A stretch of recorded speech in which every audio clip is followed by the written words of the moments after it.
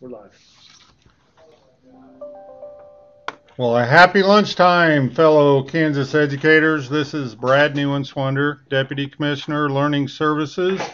We welcome you to our third Lunchtime Hot Topics. Hope that everybody's having a great week and successful seasons, and kids are doing well, and it's just changing seasons in that time of year, so I know things are exciting. Jumping into the agenda today, first of all, we're going to have an update on the Kansas Volunteer Commission.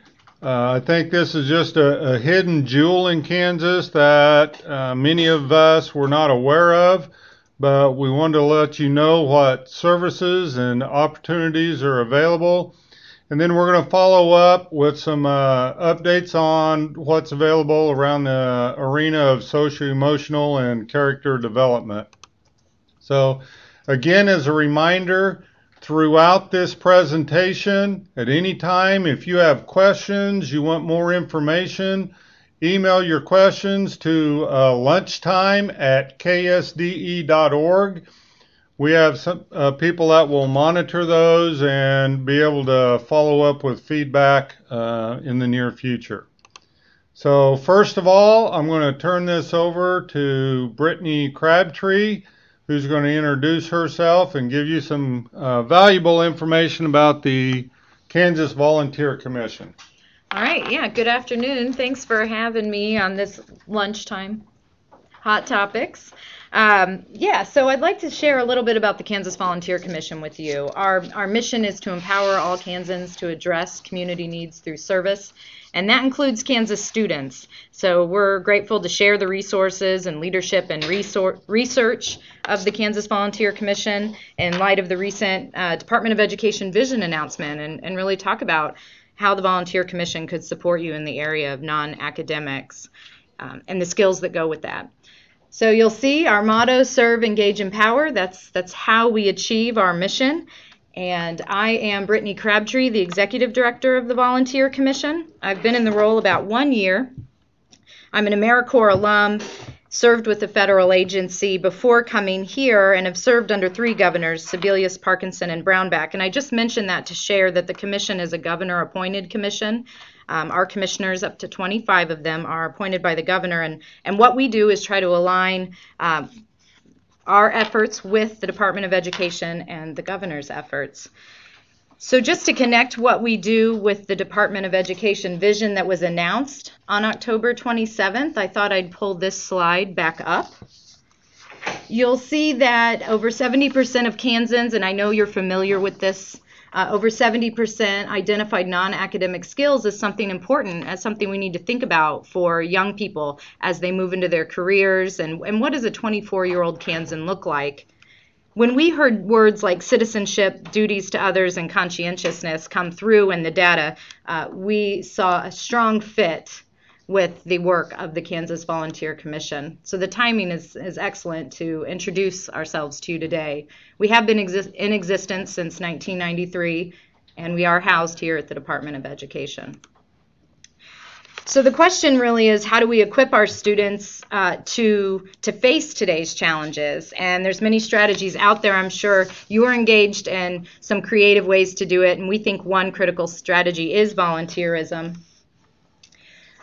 This comes from a White House blog, but also comes from the Volunteering in America report, which is an annual report done around the country. And the data shows that young people who serve are more likely to vote, stay involved in service, and be empowered as citizens. To give you a little bit more data, we see that those that are unemployed are more likely to find a job if they have volunteering on their resume. And so we think that's also relevant to students building up their resumes and getting prepared for the workforce. This headline comes from the Washington Post in December 2014 saying Kansas is the best state in the nation for young people to volunteer. It's actually #1 in the nation for young people serving. 40.9% of Kansas teenagers volunteered between 2011 and 2013. That is the highest rate in the country. Kansas overall, of all ages, we see as Kansas is 4th in the nation. So young people are really rising to the top in Kansas. And when we look at who's volunteering in Kansas, we do see that 26% of Kansans said that they helped an educational organization. And so we know that you're engaging adult volunteers to support your school, and we know that you're engaging youth volunteers in learning about service already, and we want to build on that. So when you look at Kansas being number 1 for volunteering, then the question becomes, so why isn't that translating into some long-term impact in their skill development? And at the Volunteer Commission, we are really working to build on that systems approach to talk about how we can build the structure around volunteerism so that does lead to skill development. Some of the gaps that we see in Kansas, making sure that the young people engaging in service have input and ownership in the activity that's being formed, making sure that there's orientation and training so that they understand the population being served and the need that's being addressed. We look at volunteer reflection, making sure that we're solidifying the learning and really hitting home why that service was valuable. And finally, of course, it's important to have that celebration and recognition of those that are volunteering. Sometimes they're accumulating some amazing amount of hours, and to recognize them is to keep them coming back to serve, to give them those incentives, and it's really role modeling when we celebrate one another's generosity and civic duty and conscientiousness. So the Kansas Volunteer Commission is supporting volunteerism efforts in a variety of ways, but I just show you this slide to share that education is one of them. And that is why we're housed at the Department of Education. We think there's a strong correlation between what we do and what you do as educators. And so today, I wanted to share 3 areas that we might be able to support your efforts. One is in training and technical assistance. One is in smaller amounts of funding called mini grants. They're built around a day of service. And then the third option, for those that are interested in a longer term commitment and more of a longer term grant opportunity, we do have larger multi-year grants in the area of AmeriCorps or in the area of recruiting STEM mentors, science, technology, engineering, and math. In the area of training and technical assistance, I'm actually going to Hutchinson tomorrow to give a 3-hour training on volunteer management and how to build a volunteer program. Often this becomes something added to someone's plate. They already have plenty on their plate and their workload, and they add this on. And so making sure that, so often we don't go through that training. It can really strengthen a program to do so. So we provide that kind of training. We also come out and speak on the trends in volunteerism. Often we talk about millennials and how do we engage them in service, or boomers, how do we engage them in service? And so we talk about those trends. And then we do have grant writing workshops overall, because so much of what we do is around helping organizations find grants to leverage volunteers. I couldn't help but share this photo. I wanted to let you know that we do have some grant writing workshops coming up. One's next week in Kansas City, but we're also having one in Hayes and in Wichita. All right, so to really get to the financial resources we have available to schools, school districts can apply, and we currently do have partners in school districts around the state. I'd like to talk about the mini grant funding. Mini grant funding is the smaller funding. The applications are under 5 pages, and the final reports are also under 5 pages. So this is a nice starting point when working with the Volunteer Commission to consider hosting a Martin Luther King Jr. Day of Service. That's in January of 2016. We will have mini grants available for that. Also, the 9/11 Day of Service. We saw a groundswell of effort to serve and help one another after 9/11, and so this mini grant empowers Kansans to get out there and serve in a day of remembrance. And then finally, in 2016, we do anticipate having some funding associated with volunteer program support grants. So that's helping you either train your staff and how to engage volunteers successfully, or you can use those funds to train the volunteers directly. Here are expectations of you. Here's the position descriptions. Here's your your next steps in serving in my school district. So those are the mini grants. And then, as I mentioned earlier, we do have multi-year larger grant funding available. It comes in 2 forms. One is AmeriCorps, which some people call the domestic version of the Peace Corps, if that helps you understand AmeriCorps if you haven't worked with an AmeriCorps member before. And AmeriCorps programs can be in education, in school districts. The size of the grant varies greatly. So you'll see on the slide from $67,000 to $491,000. Not only do those funds support staff, they also support program dollars and give you the funds to recruit AmeriCorps members. So really bringing additional manpower, if you will, into what you're doing in a new and innovative area.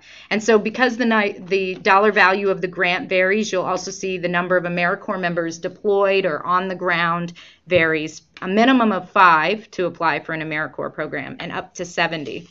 And we're currently accepting applications for both of these larger funding opportunities. The STEM mentor grants are a set amount of $20,000. Again, this is important and relevant to you in terms of recruiting STEM mentors for students in education. And we see about 20 to 60 mentors recruited per $20,000 grant. If you're interested in the deadlines for these larger grants or to have a better understanding of what these are and what you would be applying for, please let us know. I'll be sure to give you our email address at the end of this presentation. So to review then, we talked about training technical assistance. Let us know if there's something we can do to assist you with the research and the leadership needed to leverage volunteers in your communities. We also talked about the mini grant funding. So those are $1,000 or less grants that really are focused around a day of service, like Martin Luther King Jr. Day. And then finally, we have the multi-year grants, AmeriCorps or the STEM Mentors grants. So we're a small staff, but we are here to help. And so I've got our email up on the screen, volunteer@ksde.org. And we'd be happy to answer your questions, send you links to some of these application opportunities, and figure out a way to support you in strengthening this non-academic skill area.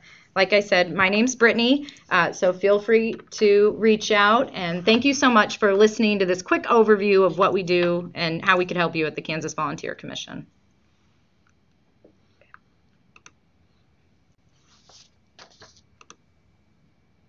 All right, and just to reiterate from earlier, you could also send your questions to this email address, lunchtime@ksde.org, if you have any questions. And I'll just pause quickly to see if any came in during the presentation.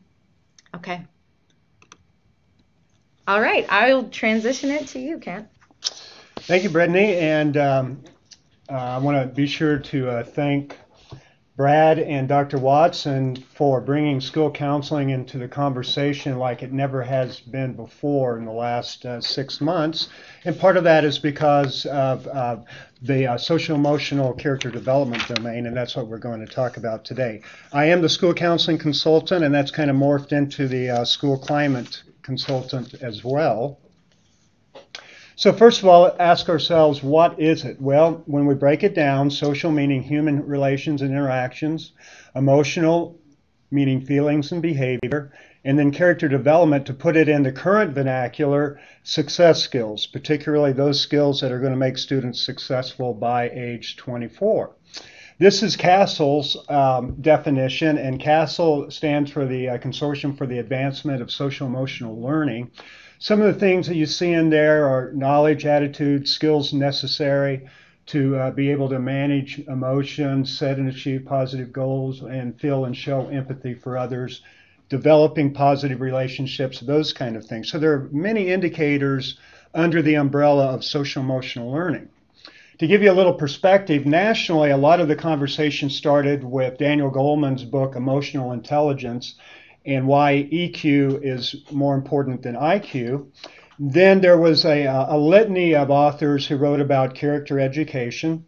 One of those groups was the Consortium for the Advancement of Social Emotional Learning, CASEL, as I just mentioned. For us in Kansas, it really began in 2006, thereabouts, when the bullying prevention statute was passed, KSA 728256. And added as a rider to the legislation was, upon request, the state board shall provide assistance to schools relative to character development. That led us to 2 different grants. First, the Partnership in Character Education Grant, and then most recently, the Safe and Supportive Schools Grant. Now, in the current litany of research and literature, Angela Duckworth from the University of Pennsylvania has written on grit. We'll talk a little bit more about her work in a moment. And then Carol Dweck is well known for her work with growth mindsets. All of these fall under the social-emotional domain.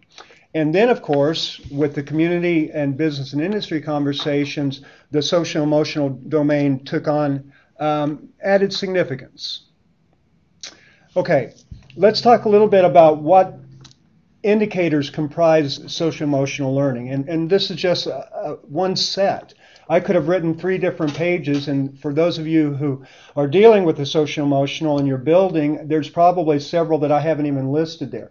And this is part of the problem, because all of these are indicators, meaning that any measurement would be formative. To the extent where we're at today, there isn't any summative measure for social-emotional, either nationally or in the state. It's a work in progress, and we'll talk a little bit more about that as we move on. The state board added character development to its mission statement, so there's significance there. And one of the tools originally used to address the social-emotional, and actually when the school counseling standards were first adopted in 2006, the domain was called personal social, and the American School Counselors Association decided to change the domain name to social-emotional to match the research and the literature that we've seen nationally. And for us, it matched what we developed with our social-emotional character development standards. Okay, so let's take a real quick look at the school counseling standards. Again, there are 3 domains: social-emotional, career, and academic. And tomorrow I'm going to be at the Fall Counseling Conference in Emporia. I hope I see some of you there. What I like to talk about is the intersection of all of those domains together, that you talk about one, eventually you're going to talk about the other. But today we're primarily focused on the social-emotional. And if you look at the standards, 3 standards, I've highlighted the operative terms in each standard.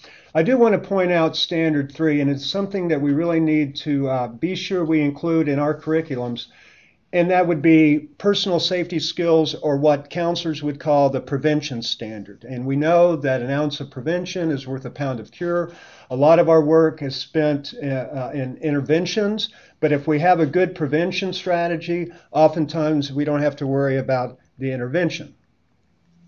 Okay, now we can talk about social-emotional character development standards. And again, Kansas was the first state to adopt these. And what sets it apart is that we took the social-emotional domain and integrated character development into that. And no other state had done that prior to us. So why SECD? Well, it aligns with the Kansas Curricular School Counseling Standards, as I just mentioned. It also will align with the 21st Century Accreditation Model, particularly under responsive culture. Most of you are familiar with the Rose Standards, and those standards were set forth by a Kentucky court case, and now, thanks to the work of our leadership, they're in Kansas statute. But again, they spell out what schools should provide to students, and one of those would be mental health and emotional well-being. Okay, now, you might ask yourself, how can students academically achieve when they're dealing with all of these various things in the social and the emotional domain? And then on top of that, be college and career ready, and hopefully we'll be able to address that. Okay, just to review, again, the SECD standards were approved in April of 2012. We were the first state to adopt them, and what makes it unique, once again, is that we have blended social-emotional learning with character development. And a lot of that was based on the original research that we did, Character Education Program Grant, and that was the Durlock research. And this was a meta-analysis of about 270,000 kids, which is the application for the Partnership in Character Education Program Grant. And that was the Durlock research. And this was a meta-analysis of about 270,000 kids, which is about roughly half of the total student population in Kansas.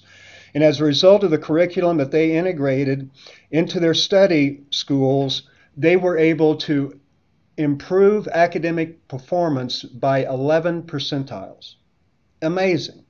And that really paved the way for us, because at the time we were still in the throes of No Child Left Behind, and we were trying to link social-emotional with achievement. Okay? And so that research really helped us and inspired us to create the social-emotional character development standards. Okay? A quick look at the PCEP grant, the impact that we had.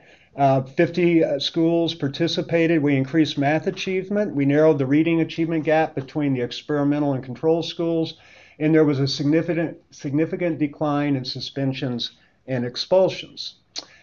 This is a slide that really points out the three standards of SECD: social skill development, personal skill development, and character development. And the subset under each one of those. For example, personal skills, we want to teach self-awareness and we want to teach self-management. Page, but we have lesson plans on our webpage that would help you take a look. You don't necessarily have to use those. You can adopt your own. Again, we encourage local option relative to the social-emotional, but it'll give you a start relative to the curriculum that you want to implement. One of the points of genius, I think, that the Standards Committee decided to do was they knew even in 2012 that college and career readiness was going to be an important part of our mission and now our vision at KSDE. So they wrote this into the standards document. Students who are college and career ready must identify and demonstrate well-developed social emotional skills and identified individual and community core principles that assure academic, vocational, and personal success. And if you've listened to Dr. Watson and Brad's presentations, that pretty much encompasses what the social emotional is and how it integrates into the career and the academic.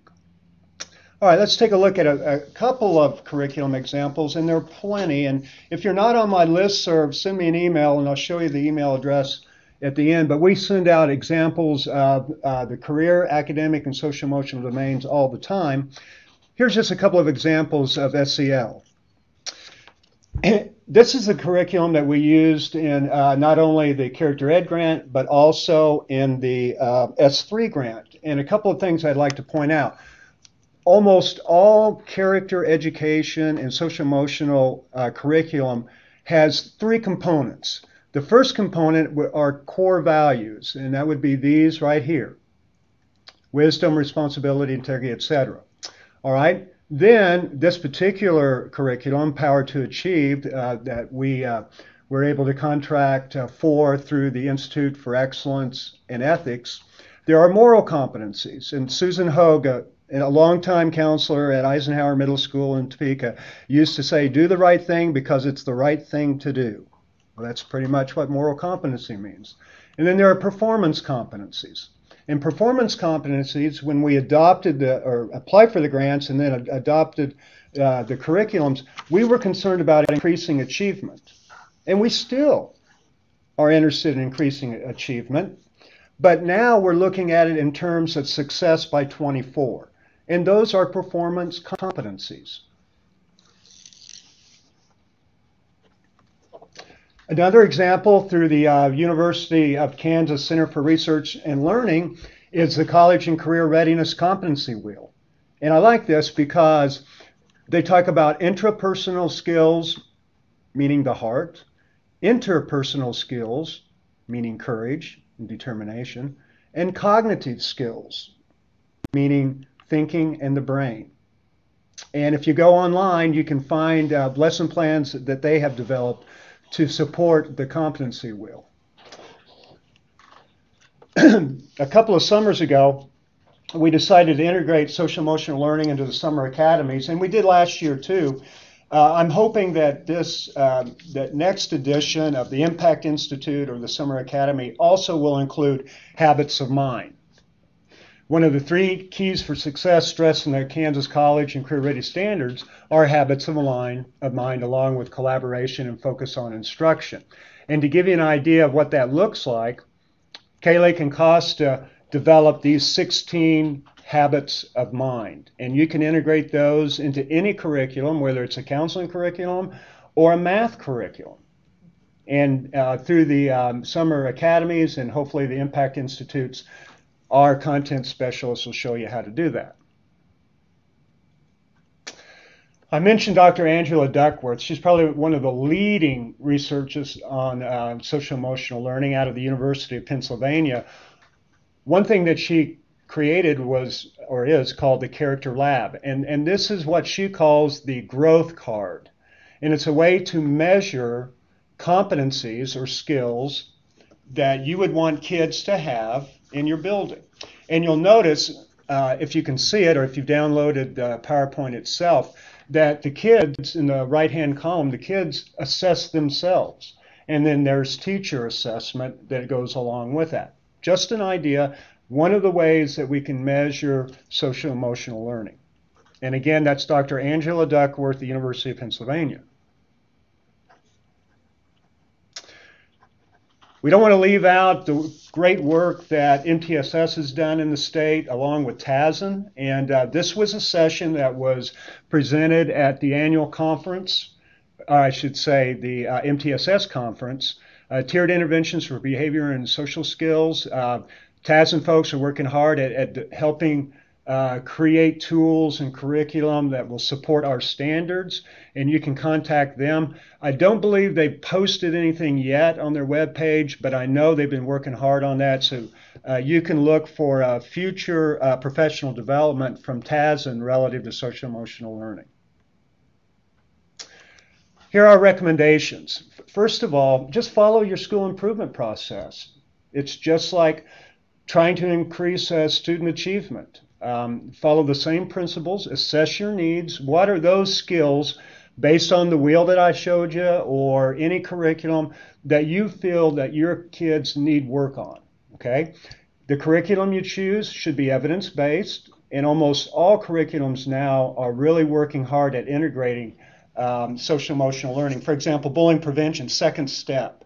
Even Alveus is working hard at integrating social-emotional features into their bullying prevention. So take a look at it, make sure it's evidence-based. We always suggest that you use a tiered approach. What are you going to do for all? What are you going to do for some? And what are you going to do for those few who just don't get it? And then use data to inform decision making. All right, in acquiring the data and measuring social-emotional learning, we suggest that you use multiple measures. And there are all kinds of different methods of doing that. First, vendor curriculums will have measurements that you can use, but don't rely on just one. You can use Candice data, for example, the number of suspensions, expulsions. We did that when we created our climate index for S3. You can use perception data or survey data. Many of you use the community care survey. They've integrated social-emotional into their survey. But take a look at several different measures in order to really get a look at what your social-emotional climate really is. Okay, one thing that I suggest in reference to how do we teach it? Well, how do you teach it? You example it, you mentor it, you integrate it into your curriculum.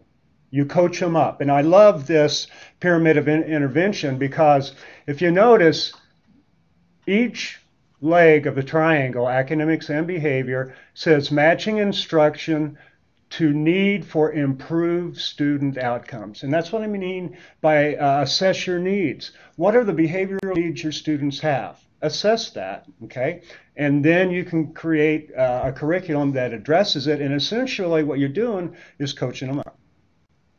Okay, so how do you teach enthusiasm, grit, hope, problem solving, perseverance, leadership, drive, and craftsman? Folks, it's really easy. You example it. You mentor it. Find a way to integrate it into your curriculum. Another way of doing it, and this is kind of for those of you who taught history, most of you are aware that Monroe Elementary School here in Topeka is Brown versus the board site. Now imagine how much determination and courage those parents and those students had in 1953, 1954, and 1955. Amazing.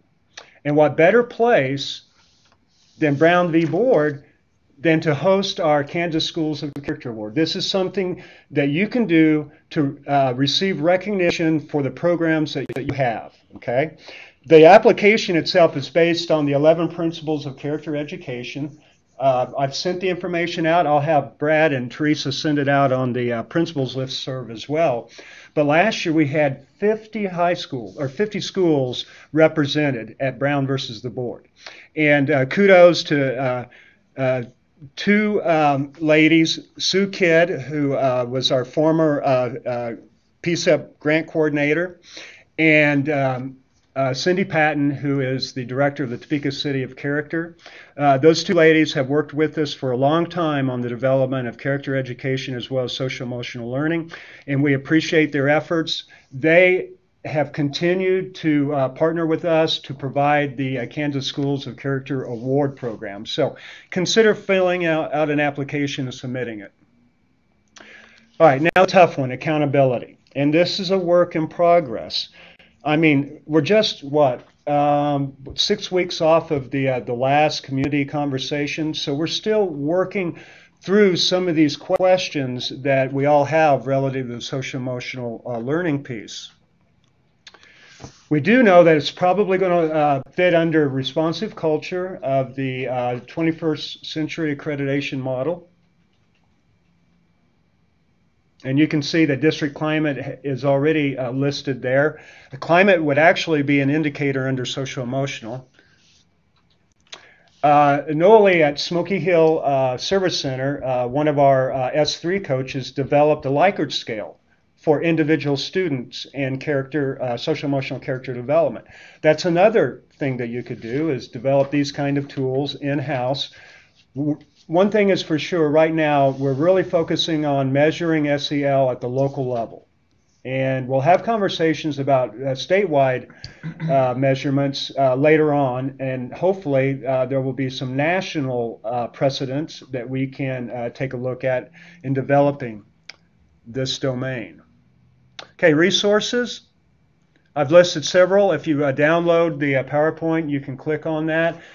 This one here, the University of Minnesota, has about 3 pages of measures for social emotional. That's Carol Dweck, Growth Mindsets.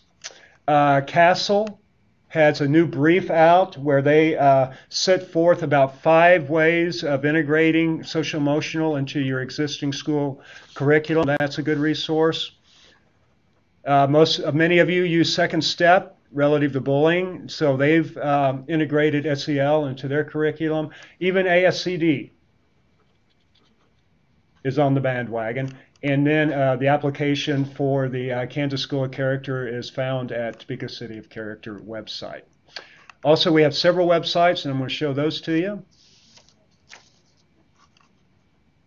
And yes, Kansans can. If you go to the subject index, look under S, you'll see school counseling resources and school counseling. Plenty of resources available there. And then go down to social emotional and character development, and you'll see a link for the standards as well as lesson plans, example lesson plans that we've developed. All right. Finally, thanks for all that you do for Kansas kids. We are successful. We do lead the nation in many respects, and we appreciate all that you do. If you have any questions, just contact me at either the phone number or the email, and I'll turn it over to Brad. Thanks, Kent and Brittany. If there's any other topics that you have in mind that you'd like for us to try to cover during some of these lunchtime topics, also you can email those to us. The next one will be here in a couple of weeks. We're already looking at trying to do some more with what you can be doing right now around accreditation. Again, with the state board announcing their vision at the annual conference, there will be a lot of stuff that we'll be wanting to update you on in the coming months. So I hope you're finding these valuable. If you have any suggestions for us to be able to make these even better, please send us those as well. But that is it for today, and we thank you for tuning in.